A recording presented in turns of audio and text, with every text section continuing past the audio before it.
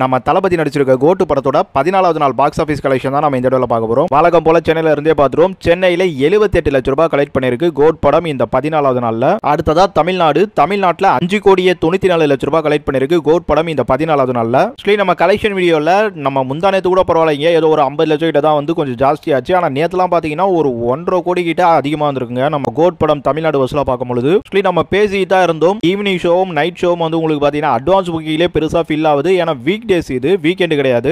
அதனால அந்த கால்குலேட்லாம் ஒரு பக்கம் ஓடிக்கிட்டு இருக்கு.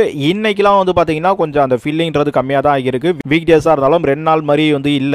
பாப்போம் ஷோ டைம்ல ஃபில் ஆகுதான்ட்டு. அடுத்ததா ஆந்திரா தெலுங்கானால 12 லட்சம் ரூபாய் கலெக்ட் பண்ணிருக்கு. ஸ்லீ கோட் படம்லாம் வந்து ஆந்திரா தெலுங்கானால இனிமேல் வந்து வாய்ப்பே இல்லைங்க. இதெல்லாம் வந்து கம்மியாயிட்டே தான் வரும். இதுக்கப்புறம் தூக்கிடுவாங்கன்னு நினைக்கிறேன் டோட்டலா உங்களுக்கு தேவாரெல்லாம் வந்தாக்கா. ஏன்னா ஓப்லாம் காணாம போயிட்டு இருக்குங்க. கேரளால 14 லட்சம் ரூபாய் தான் கலெக்ட் பண்ணிருக்கு. கேஆர்எம் இன்னும் ஒரு சில படங்கள் அங்க கேரளால ஏதோ ஒரு படம் அதெல்லாம் நல்லா போயிட்டு இருக்கு. அது பேரு கொஞ்சம் பெருசா இருக்கு, ஆனா நல்லா இருக்குன்னு ரிவ்யூ வந்திருக்கு. எனிவே கோட்டு கேரளால செல்ஃபடில முடிஞ்சு போச்சுங்க, அவ்வளவுதான். கேரளாலையும் தீராதான். அடுத்ததா கர்நாடகால 24 லட்சம் ரூபாய் கலெக்ட் பண்ணிருக்கு கோட் படம் 14வது நாள் வசூலா மட்டும். நெக்ஸ்ட் நார்த் இந்தியால 39 லட்சம் ரூபாய் கலெக்ட் பண்ணிருக்கு கோட் படம் இந்த 14வது நாள் மட்டும். சரி, ஓவராலா இந்தியா மொத்தமா பாத்தீங்கன்னா கோட் படம் இந்த 14வது நாள் மட்டும் 6 கோடியே 83 லட்சம் ரூபாய் கலெக்ட் பண்ணிருக்கு.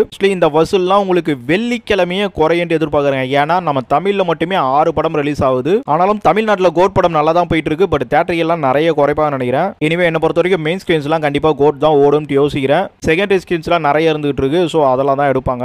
இனிமே நம்ம இப்போ பாதி படம்லாம் வரதுனால மெயின் ஸ்கிரீன்லயும் எதையாச்சும் கை வைப்பாங்களான்ட்டு யோசிக்கிறேன். மீதி 5 படங்களும் வந்து கை வைக்கிற அளவுக்கு இருக்காது. ஆனால் கோட் படம் நல்ல பர்ஃபார்மன்ஸ்ல போயிட்டு இருக்கு தமிழ்நாட்டில். என்ன பண்ணுவாங்கன்னு தெரியல, நாளைக்கு தான் பார்க்கணும்.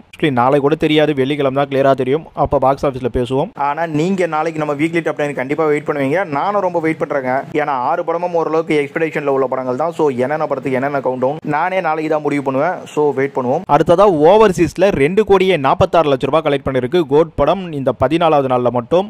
நம்ம தமிழ்நாட்டு லெவலில் கொஞ்சம் கம்மியா சொல்லிட்டு ஓவர்சீஸ் கொஞ்சம் அதிகமாக சொல்லிட்டோம் நேற்றுலாம். இனிமே நம்மளோட அந்த டோட்டல் வேர்ல்டு வைடு கால்குலேட் ஓரளவுக்கு அப்படியே கரெக்டாக வந்துருதுங்க. கொஞ்சம் முன்ன பின்னலாம் வந்துட்டு இருந்தாலும். அப்புறம் இன்னொரு விஷயம், ஓவர்சீஸ்ல வந்து எப்படியும் அடி வாங்க நினைக்கிறேங்க. ஏன்னா 6 படம் தமிழ்ல வருது மட்டும் இல்லாம நிறைய ரீஜன்ல அங்கங்க படங்கள் வருது மட்டும் இல்லாம அக்டோபர் 2லாம் பாத்தீங்கன்னா உங்களுக்கு ஜோக்கரே ரிலீஸ் ஆகுது. ஸோ ஹாலிவுட்லாம் பெரிய எதிர்பார்ப்பு.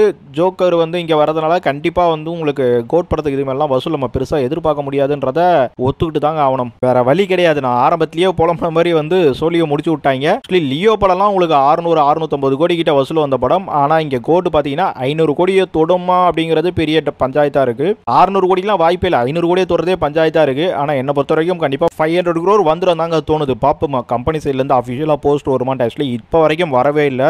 அவங்க அந்த 288 crore விட்டதோட சரி 4 நாளைக்கு. அதுக்கப்புறம் ஏன் விடாம இருக்காங்கன்னே தெரியல. என்னவோ கல்பாத்தி வந்து ஓவரா விஜய் வச்சு பில்டப்லாம் கொடுத்தாங்க. பட் இப்போ நல்லா பதுங்கி இருக்காங்க. ஆக்சுவலி விட்டாதாங்க லாபமோ நஷ்டமோ விடணும்லைங்க. ஒரு பெரிய படத்துக்கு ஒரு போஸ்டர்ன்றது வந்து ஒரு பெரிய எனர்ஜி. ஆக்சுவலி இதுவே ஐயோ இருங்க, வேர்ல்டு வைடு சொல்லல. வேர்ல்டு வைடை பொறுத்த வரைக்கும் நம்ம கோட் படம் இந்த 14வது நாள் வசூலா மட்டும் 9 கோடியே 29 லட்சம் ரூபாய் கலெக்ட் பண்ணிருக்கு. சரி, ஓகே, இதை முடிச்சிட்டோமா? இதுக்கப்புறம் நம்ம பேசினதை கண்டினியூ பண்ணுவோம். ஏன்னா கோட் படம் ரிலீஸ் ஆகி 13 நாள் வசூலா மட்டும் 425 கோடி கிட்ட. ஸோ இந்த அளவுக்கு வந்து 13 நாள்ல ஒரு படம் வசூல் எடுத்திருக்கு. இவங்க ஏன் போஸ்டரை இன்னும் வந்து இவங்க விடாம இருக்காங்கன்னு எனக்கு புரியல. இதுவே ஒரு பெரிய வசூல் தாங்க. தமிழ் சினிமாவில் கிட்டத்தட்ட பாத்தீங்கன்னா ஒரு டாப் 5 குள்ள கன்ஃபார்ம்டா வர ஒரு படம். ஸோ அப்படி இருக்கும்பொழுது இவங்க ஏன் ஸோ கம்பெனி சைடு ரொம்ப ஒஸ்டா இருக்காங்க. எனக்கு வந்து விட்டுருணுங்க. நம்ம எவ்வளவு பெரிய பெரிய படங்கள்லாம் பார்த்துருக்கோம். இப்போ ஸ்ரீலாம் பாருங்க, இந்தியில ஒவ்வொரு நாளும் போஸ்டர் விட்டுக்கிட்டே இருக்கிறாங்க.